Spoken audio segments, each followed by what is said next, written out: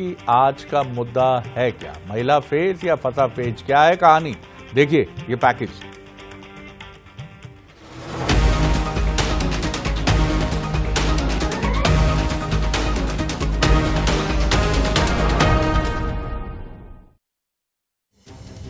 उनतीस में से 24 सीटों पर प्रत्याशी घोषित करके बीजेपी ने शानदार तरीके से चुनावी लड़ाई में बढ़त बनाई, जबकि कांग्रेस अभी तक मध्य प्रदेश में उम्मीदवारों का फैसला नहीं कर पाई है, तो बीजेपी भी बाकी बची 5 सीटों के फेर में उलझती दिख रही है।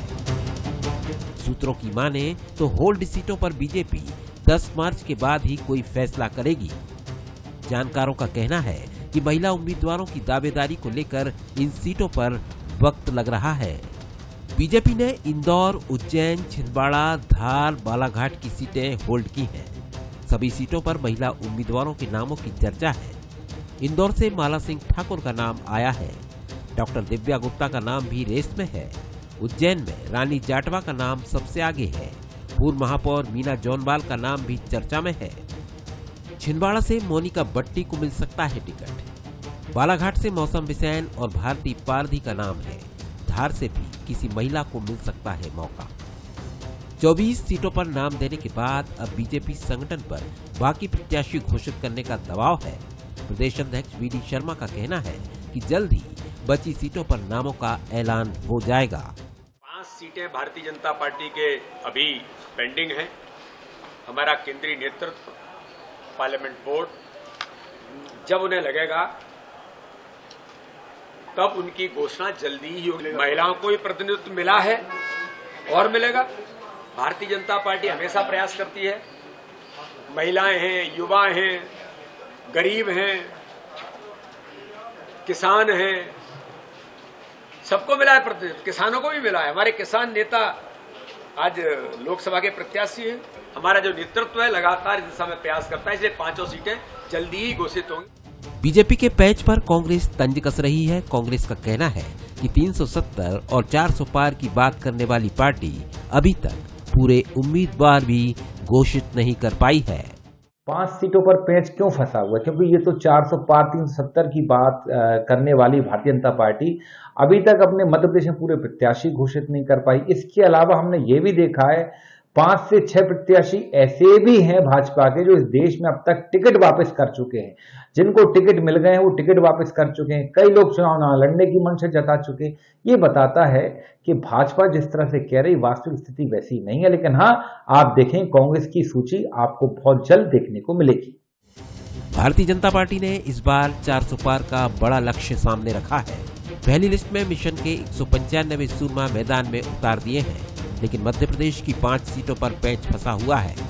इन सीटों पर महिला उम्मीदवारों के नाम की सबसे ज्यादा चर्चा है। क्या महिला उम्मीदवारों के नाम पर पैच फंसाकर बीजेपी कोई बड़ा चुनावी गेम खेल रही है? ये एक बड़ा सवाल है। नमस्कार, मैं हूं शरद द्विवेदी और आज का मुद्दा है महिला फेस या फंसा पेंच। कई बार राजनीति में ऐसे डिसीजंस आपको करने पड़ते हैं जिनकी वजह से मामला उलझता है, मामला फंसता है और चुनौतियां बढ़ती चली जाती हैं।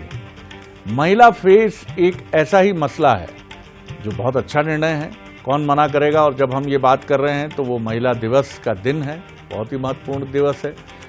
और ऐसे में बीजेपी ने, जिसने 33% आरक्षण की पहल भी की है महिलाओं के लिए, जो 2029 से संसद में और विधानसभाओं में प्रभावी भी हो जाएगा, उस बीजेपी के लिए मुश्किल यह है कि सवाल तो पूछा जाएगा कि उसके पहले 2029 के पहले आपने कितनी महिला कैंडिडेट्स खड़ी की। इसके लिए सोचा गया कि चलिए उन सुरक्षित सीटों से महिला उम्मीदवारों को उतारते हैं जहां पर उनकी विजय को लेकर कोई चिंता नहीं। लेकिन अब साहब उन सीटों के जो पिछले दावेदार रहे हैं, जिनको टिकट मिला है, और पुरुष प्रधान समाज वो कैसे बर्दाश्त कर ले कि साहब कैसे आप उतार रहे हैं। तो बड़ा महत्वपूर्ण मसला है ये। देखते हैं कैसे निकलती है बीजेपी से। पहले बंसल न्यूज के सवाल नंबर 1, क्या बीजेपी के बाकी 5 लोकसभा सीटों पर, जो 5 लोकसभा सीटें हैं, उन पे कोई पेंच फंस गया है? नंबर 2, क्या महिला उम्मीदवारों को मौका देने पर एक राय नहीं हो पा रही है बीजेपी में? और सवाल नंबर 3, बची सीटों पर अगर महिला उम्मीदवार आईं तो क्या कांग्रेस पर भी दबाव बनेगा? ये तो वो मसला है जिसके इर्द गिर्द ये बातचीत रहेगी। और कौन कौन से पैनलिस्ट हैं उनसे मिल लीजिए डिबेट के लिए। गुंजन चौक से हैं, बीजेपी की प्रवक्ता हैं, बहुत स्वागत करता हूं उनका। डॉक्टर अनुराधा सिंह हैं, कांग्रेस प्रवक्ता हैं, उनका स्वागत करते हैं। और मनोज सैनी हैं, हमारे एग्जीक्यूटिव एडिटर पॉलिटिकल अफेयर्स, बहुत स्वागत। और महिला दिवस पर आप दोनों नारी शक्ति को वंदन, अभिनंदन। मनोज, पहली टिप्पणी आपकी, क्यों फंस रहा है पेंच और कहानी कहां तक पहुंची? देखिए सर जी, मुझे लग रहा है थोड़ा इंतजार करना पड़ेगा 10 या 11 तारीख को, यानी जो 8 तारीख की चर्चा थी अब उसके लिए तो थोड़ी देरी होगी। और सीसी की अगली जो बैठक होने जा रही है उसमें मध्य प्रदेश की जो 5 सीटें होल्ड की है वो बहुत स्पष्ट हो जाएंगी। लेकिन भारतीय जनता पार्टी जिस 33% की आप बात कर रहे थे, 4 सीटें अभी तक घोषित हुई है, उसमें अनीता नागर है, हिमाद्री है, संध्या राय है, तो ये वो सीटें हैं जिनमें लता बानखेड़े हैं। 4 सीटों को घोषित किया है। लेकिन आगामी दिनों में ऐसी भी खबरें हैं कि कम से कम 2 सीटें और भारतीय जनता पार्टी मध्य प्रदेश में महिलाओं को देना चाहती। अब 2 कौन सी होगी, तो बहुत ज्यादा संभावना है कि दोनों बड़ी महानगर इंदौर और उज्जैन, एक धार्मिक क्षेत्र है और दूसरा आर्थिक राजधानी है, तो बहुत संभावना है कि वहां से किसी 2 चेहरों को भी आगे लाया जा सकता। धार से महू की कोई महिला कैंडिडेट है, उनके नाम की बड़ी चर्चा है कि अचानक आज ही उनके नाम की चर्चा बड़ी तेज हुई है, तो वो भी दिखाई दे सकती है। हालांकि जयदीप पटेल का नाम भी वहां से आगे चल रहा है। लेकिन जहां तक बहुत ज्यादा संभावना है 2 सीटों पर महिला, यानी कुल मिलाकर मध्य प्रदेश में 29 में से 6 सीटें महिला के खाते में और बाकी सीटें पुरुष के खाते में जाने वाली। पैच जहां तक फंसने का सवाल है तो सबसे ज्यादा पैच इंदौर और उज्जैन में है, जिसको लेकर कुछ चीजें चल रही है। हमें लगता है कि जैसा भारतीय जनता पार्टी के नेताओं से बात होती, सूत्रों से बात होती है, तो आज या कल में ये निपट जाएगा और 10 या 11 तारीख को साफ होगा। पर एक जोखिम है जिसको लेकर बीजेपी आगे बढ़ी है। जोखिम जीत का नहीं है, जोखिम उस मानसिकता का है जहां, माफ कीजिएगा मुझे कहने में संकोच नहीं, कि पुरुषों को बड़ी तकलीफ होती है कि हमें रिप्लेस किया गया तो कोई बात नहीं, लेकिन रिप्लेस करके महिला को दे दिया गया।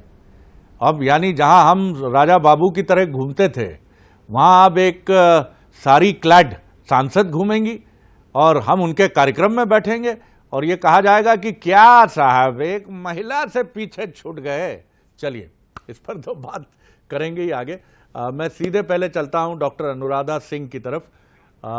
अनुराधा जी, मसला आपका नहीं है, आपकी पार्टी का नहीं है, बीजेपी का है। लेकिन बीजेपी खासतौर से नरेंद्र मोदी जी के केंद्र में जब से उनकी राजनीति का उदय हुआ है 2014 से, करेजियस फैसलों की पार्टी है।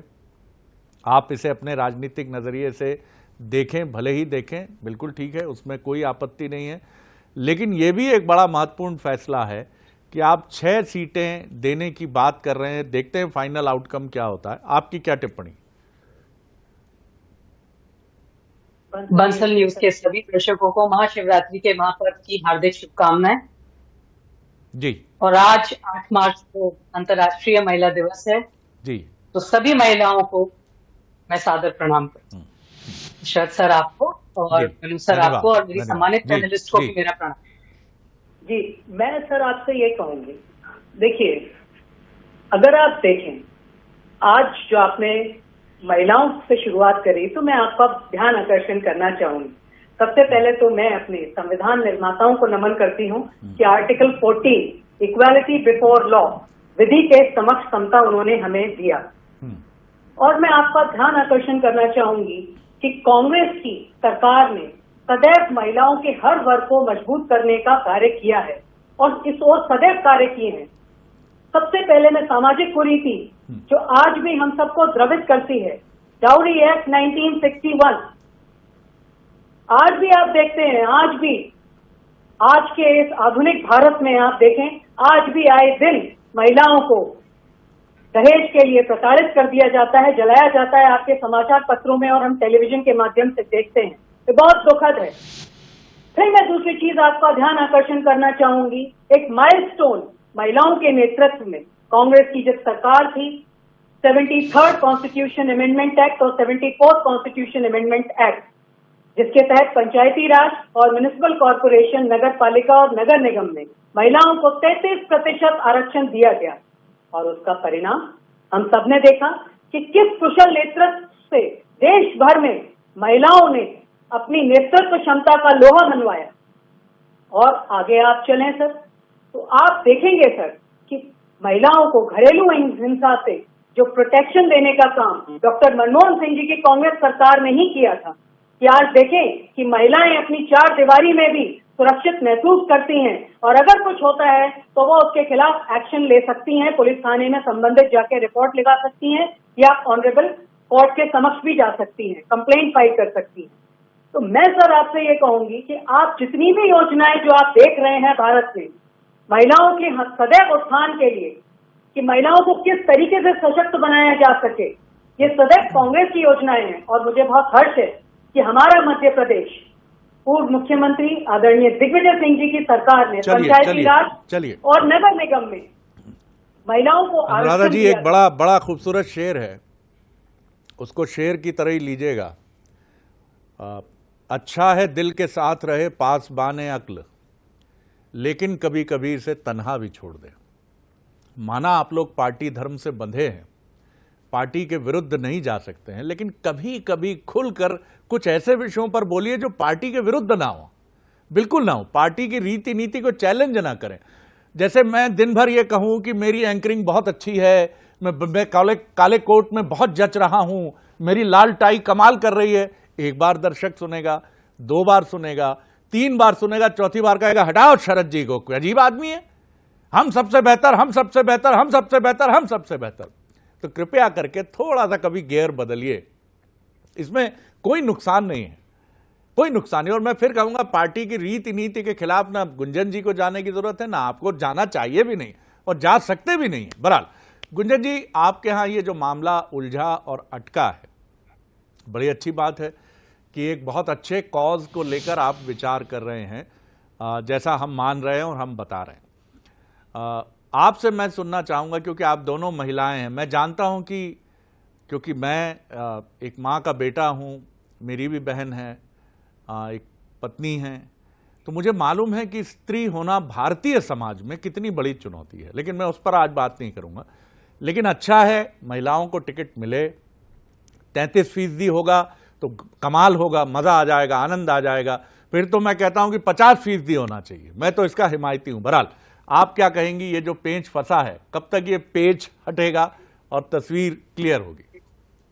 शरद जी, सर्वप्रथम आज शिव और शक्ति दोनों का दिन है, तो आप सभी को महाशिवरात्रि की भी शुभकामनाएं और महिला दिवस की भी शुभकामनाएं। जी, आपने शायद मेरे मन की बात बोल दी थी कि आज हम महिला पैनल हैं और हम महिला दिवस पर बात कर रहे हैं, तो शायद मैं राजनीति से हटकर थोड़ी बात करना चाहूंगी। और ये मातृशक्ति का दिन है तो इसे थोड़ा सेलिब्रेट भी किया जाए। भारतीय जनता पार्टी की अगर आप पेज की बात करें तो आपने जो सवाल खड़ा किया, शरद, कोई पेज नहीं है। भारतीय जनता पार्टी एक ऐसी पार्टी है जो नीति, रणनीति, विचार विमर्श करके सामूहिकता से, एकता से एक शीर्ष नेतृत्व यहाँ पे डिसीजन लेता है।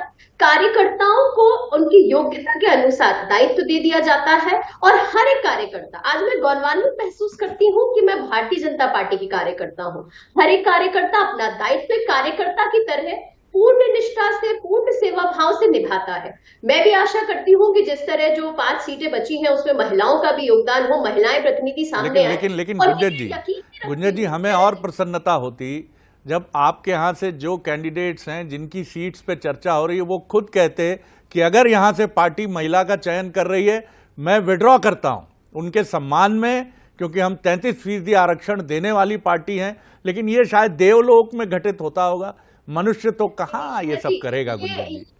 जी, पृथ्वी लोक पे भी होता है और भारतीय जनता पार्टी उसका उदाहरण है। मैं पार्टी के तौर पर आप इसको मत लीजिएगा शरद जी, मैं प्रैक्टिकल बता रही हूँ। आज महिला दिवस है, आज ये निर्णय लिया गया था कि आज हर चैनल पे, हर डिबेट पे भारतीय जनता पार्टी का प्रतिनिधित्व महिला प्रवक्ता करेगी और इसे पुरुषों ने भी बहुत स्वागत किया था और सभी पुरुषों ने इसका अभिनंदन करके मैं क्षमा चाहूंगा, हमने और मनोज जी ने गड़बड़ कर दी, नहीं तो मेरी जगह भी आज महिला होनी थी और उनकी तरफ भी कोई पैनल जो एक्सपर्ट है वो भी होना था। अगले महिला दिवस पे ये त्रुटि नहीं होगी। जी शरद जी, तो आज मैं किसी बात पर प्रैक्टिकल बता रही थी, महिला का सम्मान भारतीय जनता पार्टी में होता आ रहा है।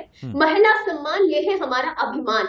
ये जो नारा दिया गया है ये धरातली नारा है। तो इसे पक्का माने कागजों पे 6 नहीं। सीटों पे महिला, कोई पेंच, देयर इज नो पेंच। देखिए शरद जी, मैंने जैसे कहा ये कार्यकर्ता कैडर बेस्ड पार्टी है। यहाँ पे जो भी निर्णय लिया जाता है जाति से परे, क्षेत्र से परे, लिंग से परे लिया जाता है। यहाँ पर चाहे अमीर गरीब जाति ये सब कुछ नहीं देखा जाता, दायित्व दिया जाता है कार्यकर्ताओं को। जो हमने 2023 के चुनाव में देखा, जिस तरह एक कार्यकर्ता को मुख्यमंत्री की कुर्सी दी गई है, आपने और हम सब ने देखा था। शरद जी, मुझे भी याद है 3 दिसंबर को मैं आपके साथ बैठी थी पैनल पे जब ये घोषणा हुई थी, और कितना हर्ष हमें महसूस हुआ था कि यही भारतीय जनता पार्टी की ताकत है। आज डॉक्टर मोहन, चलिए मैं आता हूं आपकी तरफ, लौटता हूं। अभी सेकंड राउंड है, हमारे पास काफी वक्त है और सवालों के लिए। मनोज, चुनौती आसान नहीं है, क्योंकि अगर आसान होती तो निर्णय लेने के बाद बीजेपी आगे बढ़ चुकी होती, और जिन सीटों पर महिला को मौका देने की बात बीजेपी कर रही है वो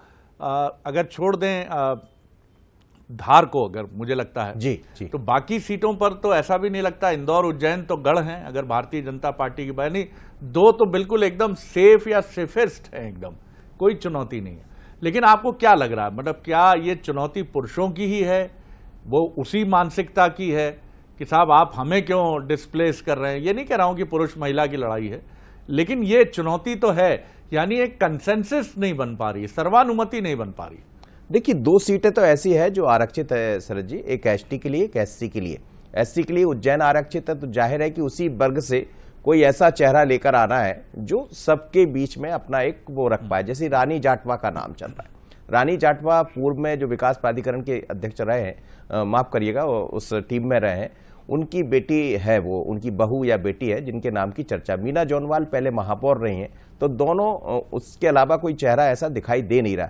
लेकिन भारतीय जनता पार्टी, ये आपने बड़ा महत्वपूर्ण शब्द कहा, मैं इस पर दोनों हमारी महिला प्रतिभागियों से मैं उनके मनन, उनके चिंतन के लिए कह रहा हूं कि है ही नहीं महिला कैंडिडेट। ये आप गिनना शुरू करते हैं तो गुंजन चौक से अनुराधा सिंह, उसके बाद हाँ एक और हैं, वो कौन है, हाँ कोई रागिनी शर्मा है, और कौन है, और कोई मृणालिनी है। फिर क्यों भैया, क्यों है ये राजनीतिक दलों में? जी मनोज जी। बिल्कुल सरज जी, और आपको याद होगा जब नगर निगम के चुनाव होना था तो भोपाल में, आपको याद होगा, आप और हमने कई बार खबरें की थी कि आखिर बीजेपी से कौन, और ये कहा जा रहा था कि कोई महिला ओबीसी की ऐसी नहीं मिल रही जिसको मैदान में लाया जाए। हालांकि बाद में दिया गया। तो उसी तरह की स्थितियां इंदौर उज्जैन दोनों में है। लेकिन जहां तक धार की बात करें तो वो एक ऐसी सीट है जहां से बीजेपी का सर्वे ठीक नहीं है, जो मेरे पास खबरें। जीत का तो है, लेकिन जीत के अंतर में कुछ वैसी बहुत अच्छी स्थितियां नजर नहीं आ रही। तो बालाघाट और वहां पर एक ओबीसी है, एक एसटी है, और इसीलिए समझ आ रहा, मानकर चलिएगा। लेकिन बीजेपी नए कैंडिडेट देने जा रही, और बड़ी खबर यह है कि 5 सीटों पर 5 नए चेहरे हों। जी अनुराधा जी, कुछ आपके यहां से भी महिला दिवस पर घोषणा हो जाती इस तरह की तो और अच्छा लगता, कि ऐसा नहीं कि बीजेपी को फॉलो करने के लिए, लेकिन हो जाता कि हाँ कुछ युवा महिला लीडर्स, वुमेन लीडर्स जो हैं वो लीड करेंगी और लोकसभा सीटों पर कांग्रेस भी उतार रही है। और आपकी पार्टी तो एक बेहद ताकतवर प्राइम मिनिस्टर जो रही हैं इंदिरा जी, उनकी पार्टी है, नारी शक्ति का साक्षात मूर्ति मंत्र प्रतीक। जी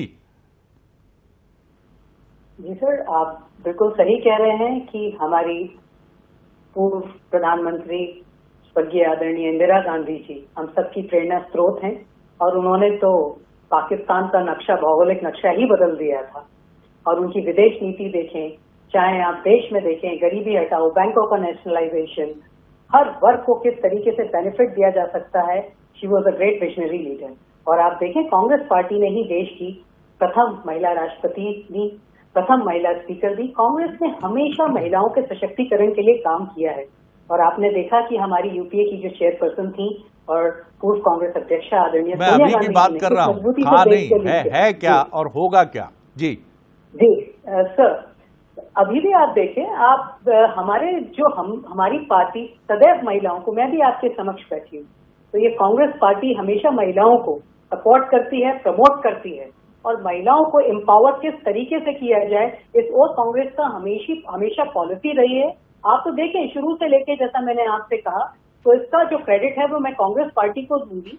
और आप देखें, अंतिम छोर की महिलाओं को भी किस तरीके से न्याय मिल सके। देखिए सर, मैं आपसे एज अ प्रैक्टिसिंग एडवोकेट भी मैं आपसे कहूंगी कि जैसा मैंने अभी आपसे कहा कि वर्क फोर्स में जब आप प्रोटेक्शन की बात करते हैं, जब आप महिलाएं, कामकाजी महिलाएं जाती हैं काम करने के लिए, तो कांग्रेस ने हर बारीकी से हर वर्ग की महिलाओं की ओर सदैव ध्यान दिया कि आप देखिए कि उनको किस तरीके से घरेलू हिंसा, चाहे कामकाजी महिलाओं के लिए कानून बनाए कि जिससे महिलाएं आगे बढ़े और अपने सपने साकार करें। मनोज जी अपना सवाल जोर से दोहरा लें जरा। मनोज जी कह रहे हैं कुछ आपसे। जी मनोज जी बता दीजिए। मेरे पास जानकारी 18 सीटों का जो पैनल बना है उसमें कोई महिला का नाम नजर नहीं आ रहा। चलिए इस पर बाद में बात कर लेंगे फिर आपका। जी गुंजन जी सवाल लेकिन बड़ा यही है कि जब हम ढूंढने निकलते हैं तो एक गुंजन चौक से अनुराधा सिंह और 2-4-5 नाम के अलावा नहीं मिलते। एक कल्चर तो हमें बदलना पड़ेगा और निश्चित तौर पर महिलाओं का परफॉर्मेंस जहां भी वो रही हैं, पूरी दुनिया की बात कर रहा हूं मैं,